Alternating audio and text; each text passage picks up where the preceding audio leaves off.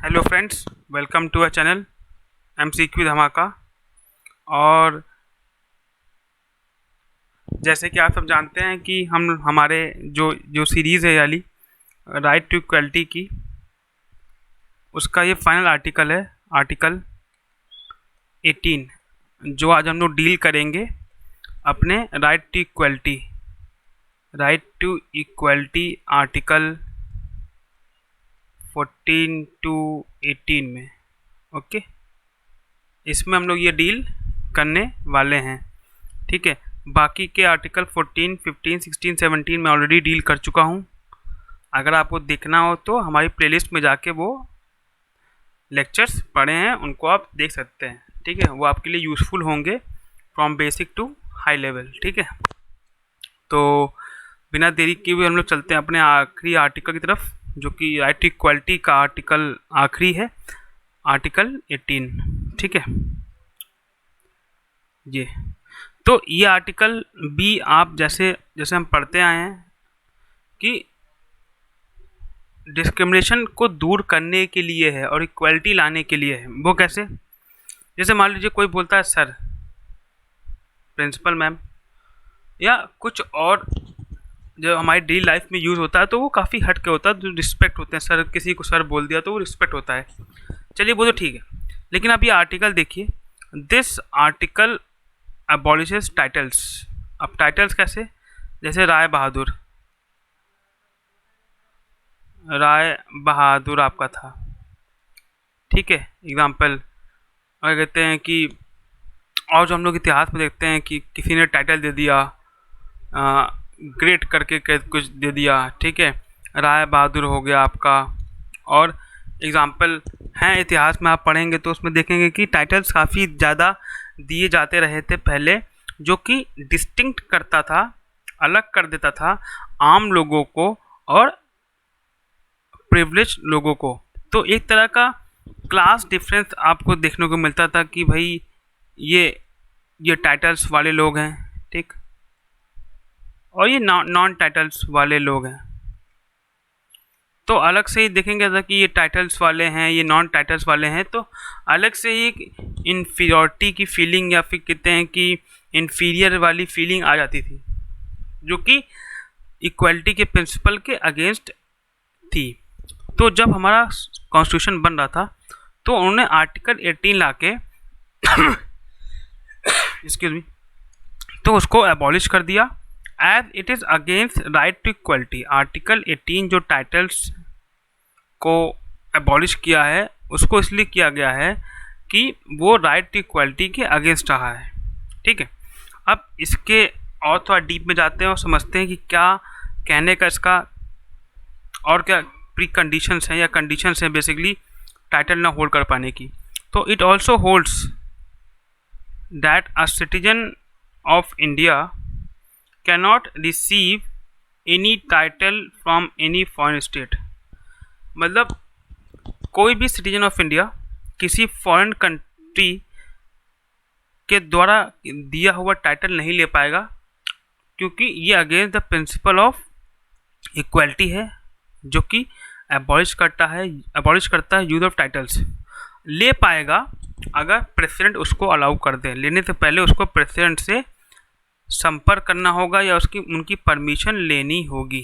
ठीक है, ये है। It also holds that a citizen of India can not receive any title from any foreign state. कोई भी इंडियन सिटीजन फॉरेन स्टेट या दूसरी कंट्री से के द्वारा दिया हुआ टाइटल ले पाएगा। कंडीशन है, पहली बात तो लेगा नहीं, और अगर उसको लेना होगा तो वो प्रेसिडेंट से पहले पूछेगा, और वो प्रेसिडेंट के ऊपर है, प्रेसिडेंट ऑफ इंडिया के ऊपर है कि वो उसका क्या जवाब देते हैं। ठीक है, ये पॉइंट आपको याद रखना पड़ेगा। और थर्ड पॉइंट क्या है? मान लीजिए कि कोई फॉरेनर यहाँ काम कर रहा है, कोई विदेशी यहाँ काम कर रहा है, holding any office of profit. Any office of profit hold करता है, मतलब ऑफिस ऑफ प्रॉफिट अगर देखा जाए तो उसमें फाइनेंशियल आती है, फाइनेंशियल एड, मतलब फाइनेंशियल आपका कुछ बेनिफिट हो रहा हो, उसमें तनख्वाह मिल रही हो, हाँ, आपकी सैलरी मिल रही हो उसमें, या आपको कुछ गेन हो रहा हो,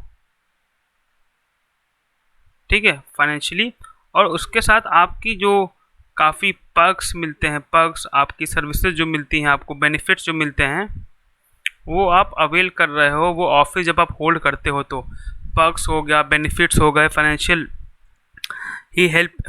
आपको हेल्प मिल रही है, सैलरी मिल रही है, कुछ गेन हो रहा है आपको। तो अगर कोई फॉरेनर यहाँ पर है और वो ऑफिस ऑफ प्रॉफिट होल्ड कर रहा है, ऑफिस ऑफ प्रॉफिट मैंने बता दिया है, ये फाइनेंशियल एड मिल रही हो आपको, सैलरी मिल रही हो, कुछ गेन हो रहा हो आपको, और कुछ पर्क्स सुविधाएं आपको दी जा रही हों जिसका आप फ़ायदा उठा रहे हैं, और कोई ट्रस्ट है अंडर द स्टेट, भरोसा है अंडर द स्टेट और in any agency of state, या तो कोई भी और अदर एजेंसी जो कि स्टेट से जुड़ी हुई हो, जिसमें आप कोई फेक फॉरेनर काम कर रहा हो, shall receive a title from any other country, वो भी टाइटल तभी रिसीव कर पाएगा दूसरी कंट्री द्वारा, only with the prior consent of the president. तो दोनों केस में अगर आप देखेंगे तो प्रेसिडेंट की अप्रूवल के बिना आप टाइटल नहीं ले सकते हैं, चाहे फॉरेनर हो यहाँ काम कर रहे हो, या किसी एजेंसी से जुड़े हो जो स्टेट एडमिनिस्टर कर रहा हो, इंडियन स्टेट एडमिनिस्टर कर रहा हो, या आप इंडियन सिटीजन हो और जो पद पे भी हो, आपको प्रेसिडेंट की प्रायर कंडीशन लेनी पड़ेगी। मतलब आप किसी हाल में भी टाइटल एज्यूम नहीं कर सकते हो, टाइटल नहीं ले सकते हो, ठीक है, क्योंकि जस्ट बिकॉज हम राइट टू इक्वलिटी पढ़ रहे हैं और ये राइट टू इक्वलिटी का दोहन हो जाएगा, उसके प्रिंसिपल के अगेंस्ट चला जाएगा, ठीक है। अब ठीक है, ये प्रिंसिपल्स हो गए, अब इसके एक्सेप्शन देख लेते हैं हम लोग। कुछ एक्सेप्शंस भी होते हैं कि भाई आप कब कब टाइटल ले सकते हो, ठीक है ना। तो इसके देखा जाए तो इसका खाली दो ही है, एक मिलिट्री, आप मिलिट्री पद पे चले जाइए, आप मिलिट्री ऑर्गेनाइजेशन ज्वाइन कर लीजिए, इंडियन आर्मी ज्वाइन कर लीजिए आप, या तो आप एकेडमिक डिस्टिंक्शंस पा लीजिए, कुछ डॉक्टर हो गया, पीएचडी कर लो। आप जब पीएचडी कर लोगे किसी भी सब्जेक्ट में, ठीक है ना, तो आप क्या कहते हैं कि आपको डॉक्टर की डिग्री मिल जाएगी, ठीक है ना। आप एकेडमिक कर लो, आप डॉक्टर बन जाओ, वाकई में डॉक्टर बन जाओ, आप डॉक्टर बन जाओ, आप इंजीनियर बन जाओ, तो आप देख सकते हो कि ये सब बात होती है। और मिलिट्री में आप जैसे कर्नल हो गए आप, ठीक, कर्नल की पद में आ जाओ, आप ब्रिगेडियर बन जाओ, आप क्या कहते हैं कि लेफ्टिनेंट बन जाओ, तो ये सब आपके कहते हैं कि यहाँ पर आपको छूट है कि आप टाइटल यूज़ कर सकते हो, क्योंकि वो आपके स्किल पे मिली है, it is because of your skill, आपने वो कमाया है। और only military and academic distinctions are allowed, education से रिलेटेड है और मिलिट्री जो अपनी इंडियन आर्मी है उससे रिलेटेड है, तो वो टाइटल आप यूज़ कर सकते हो। अब बात करते हैं हम लोग नेशनल अवार्ड्स की।